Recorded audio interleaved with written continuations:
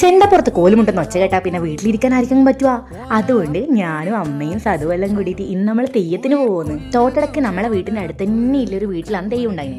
ഒന്നും രണ്ടും തെയ്യം എന്നല്ലേ, കുറെ എണ്ണം ഉണ്ടായിന്. സത്യം പറഞ്ഞാൽ എനിക്കെല്ലാ തെയ്യത്തിന്റെ പേര് പോലും അറിയില്ല.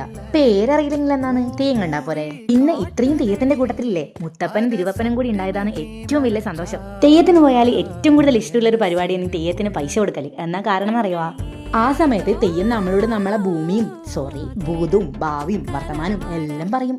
നല്ലോണം കലമ്പും കിട്ടുവേ. കല്യാണം കഴിയാത്ത പെൺപിള്ളേരെല്ലാം കുറച്ച് സൂക്ഷിക്കണം കേട്ടാ. നമ്മളെ രഹസ്യം ഒറ്റയടിക്ക് പരസ്യമാക്കി കളയും.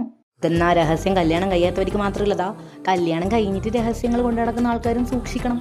എല്ലാം അങ്ങ് പറയും. സത്യം പറഞ്ഞാല് എനിക്ക് നല്ലോണം പറയുന്നീ നല്ലോണം കലമ്പുന്നീ എല്ലാം തെയ്യത്തിനെ ഇഷ്ടം. എന്നാലേ ഞാൻ അവർക്ക് പൈസ കൊടുക്കുള്ളൂ.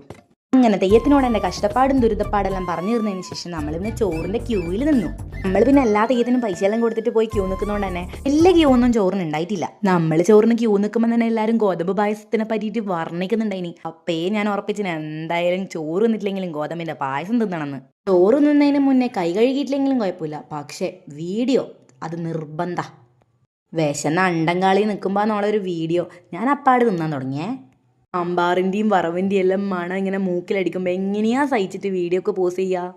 അതിന് ശേഷം ഒരു അംഗമായിരുന്നു. എൻ്റെ അമ്മോ, പായസത്തിൻ്റെ ടേസ്റ്റ് പിന്നെ പറയാനുണ്ടാ, അടിപൊളിയായിരുന്നു. ഞാൻ എൻ്റെ പായസവും ശ്രേയൻ്റെ പായസവും എല്ലാം കുടിച്ചിനി. ഒരു ഉളുപ്പില്ലാണ്ട് കൈ നക്കുന്ന നക്കല് കണ്ടാ. നമുക്ക് പിന്നെ തിന്നാൻ തുടങ്ങിയാൽ പിന്നെ നാണും മാനൊന്നുമില്ലേ. അങ്ങനെ ചോറെല്ലാം തിന്ന് തീർന്നതിന് ശേഷം പിന്നെ ഒഴിഞ്ഞു പോയ വിഷ്ണുമൂർത്തിക്കും കൂടി പൈസ കൊടുത്തിട്ട് നമ്മൾ വീട്ടിലേക്ക് പോയി.